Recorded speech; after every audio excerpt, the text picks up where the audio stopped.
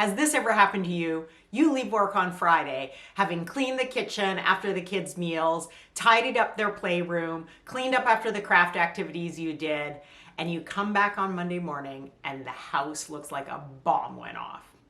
What do you do? Silent resentment? Talk to the family again? Let's go over a few things that you can do to deal with the Monday morning mess. If we haven't met before, I'm Michelle Kelsey, founder of the Nanny Solution by Nannies on Call. Each week I bring you new videos to educate and inspire you to get better jobs, make more money, and become leaders in the industry. So let's get right to it. This is such a huge topic, and again, I hear it from nannies all the time, and I see it on the message boards, and nannies don't know how to deal with it, and it's so frustrating, and they feel disrespected by the families. It's a big topic because it's a difficult situation. That's why it's such a big topic, and it keeps happening over and over again. As families, they're overworked, overtired. When the weekend comes around, they've been working all week too, and they just need a break. Sometimes they want to spend it with their kids and not cleaning up. Whatever their reason, they feel like this is their home, so they leave it in a state of disarray, so to speak. As nannies, this is your work environment. You come into this space expecting it to be clean, to start your week off ready to work. But instead you come into a disaster, which you feel like you have to clean up before getting started. So how do you deal with this, and how are you gonna move forward and have a good working relationship with the family? I've said it before, and I'm gonna say it again. Communication is the key. And I'm not just talking after you get the job. So let's go through some tips so you can make sure this doesn't happen to you, or that you can keep it to a minimum, because as a nanny, I can pretty much guarantee it's gonna happen to you at some point. The first thing you have to do is know yourself. Are you an OCD nanny who can't walk past a space without cleaning it up, right? If there's a dish on the counter or there's food out, you just feel like you have to put it away because that's your personality. That's how you are at home, so that's how you are at work. Or are you a nanny who doesn't mind a few dishes on the counter and can just leave it, or a bit of mess in the playroom, and that's okay with you? You have to know what type of person you are. Personally, I like things clean, but not always super tidy and perfect. I'm okay with a few dishes in the sink, and I certainly would never expect my nanny to clean it up, even though my kids are grown. But when I did have a nanny, I don't expect the nanny to clean it up because that's okay with me. That's not my expectation. So the first step is just knowing where you fall on the cleanliness ladder. Then you want to be preemptive. So in the interview, these are topics you want to discuss, right? It's too late by the time you work for a family and they have a disaster of a house and you're bothered by the fact that it's not clean every time that you come in. Start at the interview. I have in my red flags video, which I'll put up there somewhere, a tip, and it's when you go for the interview, look around, see how the household is, because they knew you were coming for an interview and they wanted to put their best foot forward, so they likely cleaned. So if the house is messy and this is the interview, I can guarantee you this is as clean as you are ever gonna see it. Or the other side is, if you're a nanny who doesn't mind a little bit of mess and you go to an interview and this house is spotless, like a museum, you're probably not going to work there because you may not be able to ever keep up that level of cleanliness. So in the interview process, you could ask open-ended questions like, let's say I come into work on Monday morning and the house is a disaster. You have not had a chance to clean the dishes from the weekend and the kids have not cleaned their playroom. What is your expectation of me? So you start off the relationship knowing what their expectation is, okay? So ask some questions that help you define what's important to you. Open-ended, you don't want to lead them. A question like, do you expect me to clean up the dishes? Families are going to say, no, of course we don't expect that. So you want to leave it open-ended. They might say back to you, it's okay, you know, if we had a really crazy weekend and the kitchen's a disaster, just leave it.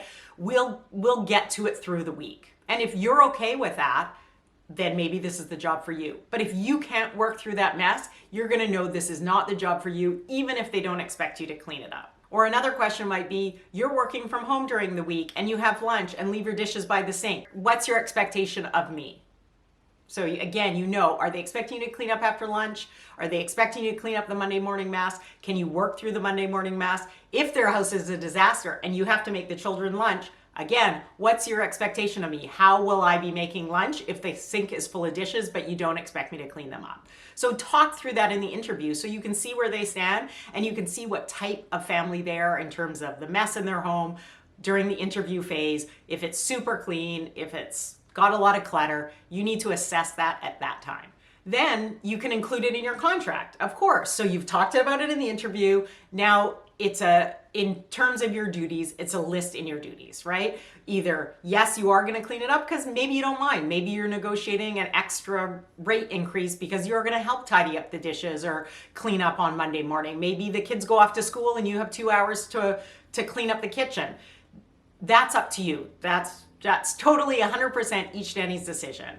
And I understand that it's not a nanny's job to clean, but there are household manager type positions or different positions where the kids are at school, the kids are at daycare for a couple of hours, and nannies do have other roles and responsibilities. So you can put it in your contract. What are your responsibilities? What are your dues and not dues, depending on what they said? The expectation was for the Monday morning mess or cleaning up after the parents when they leave dishes or messes around. And of course, if you already work for the family and you can't assess them at the interview, ask the questions, put it in your contract, and this is happening to you, then you need to ask for a time to talk to the family and you need to sit down and communicate with them. It can go a little something like this. On Mondays when I come in, I notice the house is quite dirty. The dishes are left from the weekend. The kids' playroom's a disaster. I just wanted to clarify what your expectations are of me. Because maybe they're okay with you not doing it. Sometimes nannies have nanny guilt, just like mom guilt, and you feel bad for not picking up or cleaning up, and you think they're disrespecting you by leaving those things around, but really they're just living life. Then you can have a discussion about the expectation of you when you arrive. If they say, oh, it's okay, you can leave them, we had a crazy weekend, we'll clean up. Or if they say, yes, we expect you to clean those dishes up, then now's the time to renegotiate and look for more money. Of course, if you're willing to do that. Of course, right? It's not all just clear and simple. Ask them, sit down, ask them what their expectation is of you. And then moving forward, if they want you to clean up and you're okay with it, now's the time to renegotiate your contract. And I'll put the video up there about how to ask for a raise. Now, I see a lot of nannies saying that this happens again and again. So you've had the conversation, you've asked their expectations, you've clarified what your role is, yet they keep doing the same thing again and again and leaving the mess for you. Another thing you can do is maybe sit down and talk to them about having a housekeeper come in one day or every other day on the weekend to help them with that. If the children are old enough, maybe you can include them in the cleaning on the Monday morning. It's a great life skill and something the kids need to learn anyway. There's lots of ways to figure it out. The key here is not to become bitter and resentful of the family, right? Because that's just not a great place. It's not good for you. It's not a great place to work in. Here's a little tip that might help you out and might help you with the resentment. If it takes less than 15 seconds, just do it, right?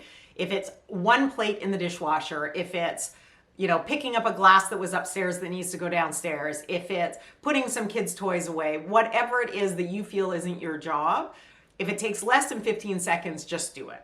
Because the amount of time and the headspace it takes up is just not worth it to you. This is such a difficult topic, and there are so many nannies I see complaining about it all the time. The reality is, picking the right family who you're on the same level with is the starting point of this whole thing and can stop a lot of these issues later on. There are lots of nannies who are happy to clean up the Monday morning mess, who are happy to help around the house. I've had a couple of nannies in interviews tell me they feel their job is to help with the children during the week. Obviously, that's clearly your role. But they also feel that they will do anything to help the family spend more time with their children. That's the end goal, is for the children to get all the attention they can. So they feel that cleaning up the Monday morning mess, helping with dinner prep, tidying rooms, they're okay with that when parents feel overwhelmed. So it really depends on what kind of nanny you are and what level you're willing to help at. It's okay no matter where you are and what you want to do. You just want to make sure you're on the same page as the family, and that really does start at the interview stage. At the end of the day, Everyone just wants what's best for the children. And if the families are spending more time with the children and you don't have to clean up the mess and you get to spend the time with the children and they're the focus of everyone's attention, that's what's important here. If any of you have any ways that you've dealt with the Monday morning mess that's worked for you, we'd love to hear about it. We love your feedback. So please make sure to let us know and check back next week for another video. See you next Saturday.